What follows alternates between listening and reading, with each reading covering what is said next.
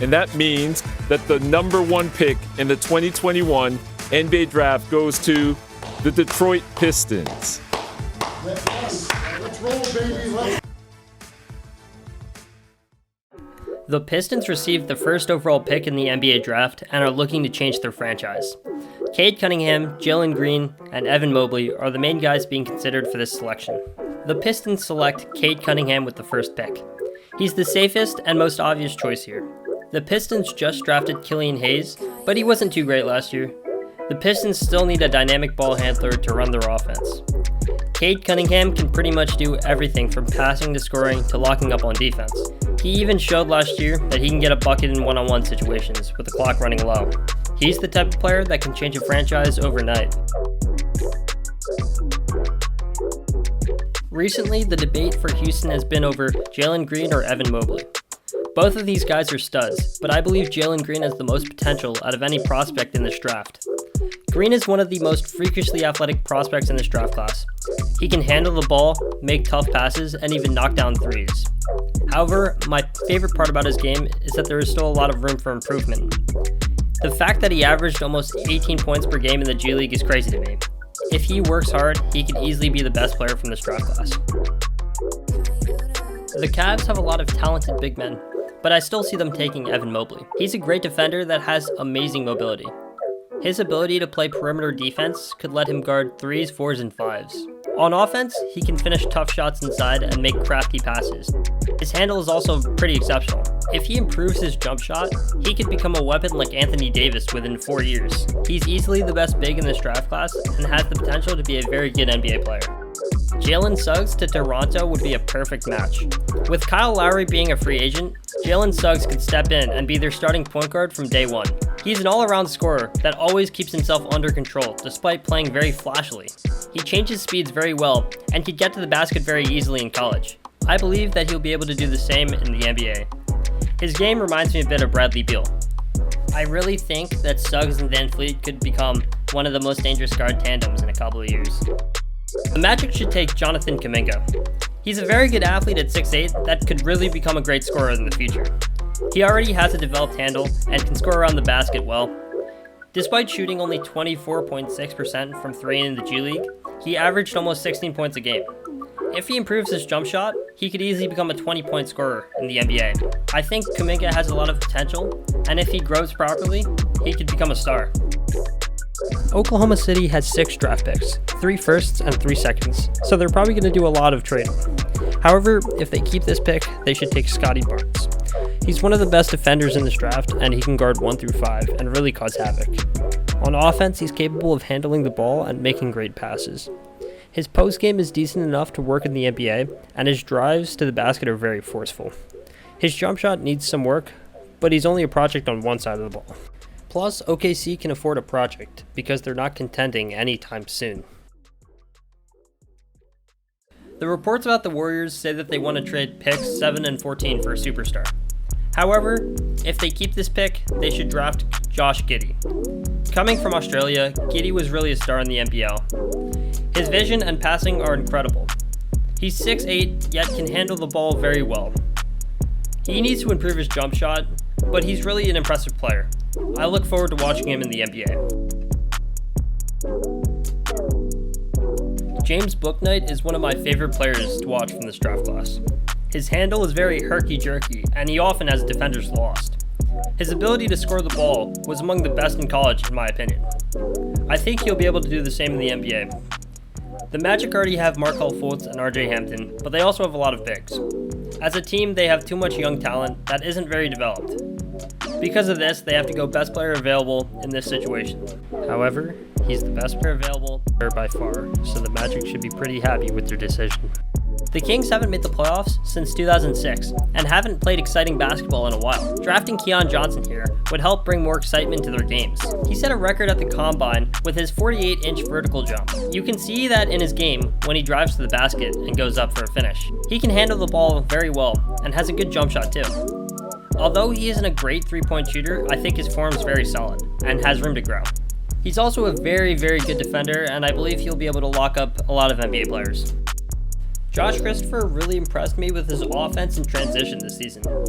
He's a crafty finisher and has a really tight handle. He needs to look to pass more, but when he does, he can make some really tough passes. In the half court, Christopher can score from anywhere. He tends to be a little too flashy, but it's promising to see him make difficult shots. Also, I like that he's willing to set screens. It really shows his toughness. Christopher could improve on defense, but he always plays with effort, so that's a plus. I think there's a lot of potential here. Charlotte is losing Devontae Graham, Cody Zeller, and Bismack Biyombo this offseason. The team is going through a period of change. Drafting a guard with experience in big games will help. As a junior, Davion Mitchell has more experience than most of the guys in the lottery. On defense, he's an absolute dog. He brings tenacity to every possession and he really locks guys up. He's a crafty scorer that can make shots consistently.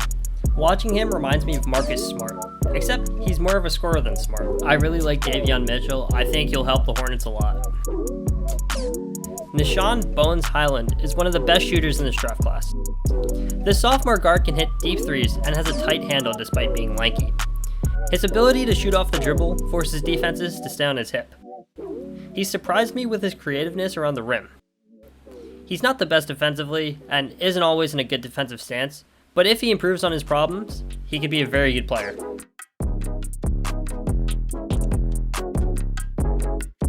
Jalen Johnson is a very good scorer in transition.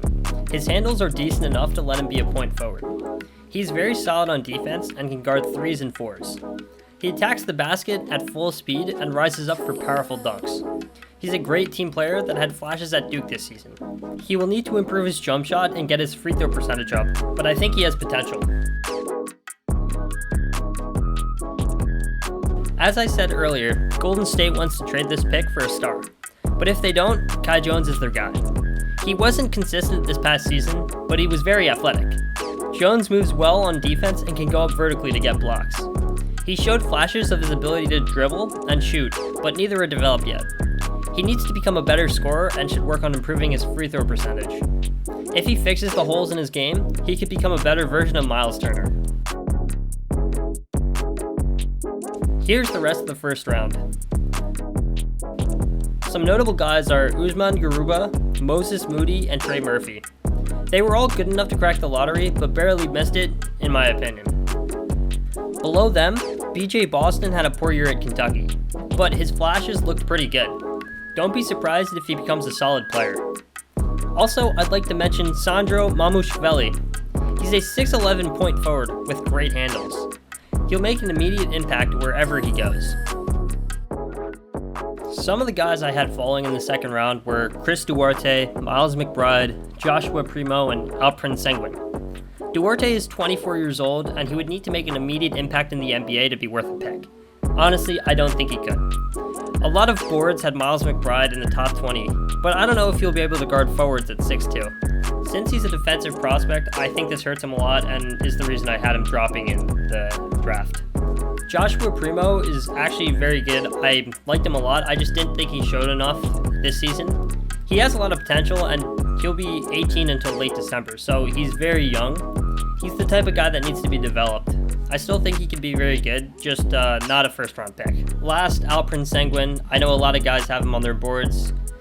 He's an athletic big at 6'10", but I don't know why he's so high. I think he's a good scorer, he has good footwork, but there are other guys that I'd want above him. Two guys from the late second round that impressed me were Jason Preston and DeJon Jarreau. Preston projects to be a do-it-all sixth man who can run the bench. On the other hand, Jarreau is a 6'5" point guard who plays great defense. I think both of these guys can make an impact when they get drafted. That was my 2021 NBA mock draft. Tell me what you think about it. Did I reach with some of the picks? Did I have some guys too low? Let me know in the comments below. Also, give me your sleeper of the draft in the comments. I mentioned him before, this is my sleeper. I think Sandro Mamushvili is going to be a problem. He's really fluid for a 6'11" guy. Also, if you want to know about my drafting process, go to hoopmocks.com.